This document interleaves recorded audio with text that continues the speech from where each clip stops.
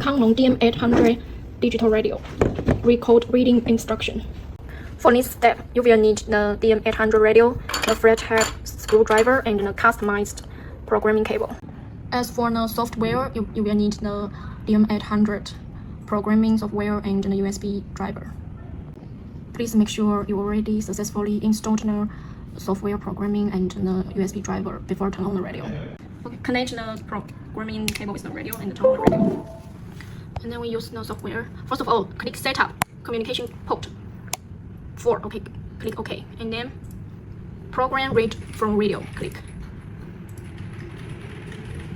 Okay, next step. Program Sound Record. Click Connect. And then click Note Record. Okay. Choose the one you want to download. 6-second one. And the PC keep in the 1, 2, 3, 1, 2, 3. 14th August 2026. We are speaking 1, 2, 3. Okay, then you read. And also we can do the clear and use the password. Okay, here we can normally keep 200 hours. And if it's full, the format will be deleted automatically.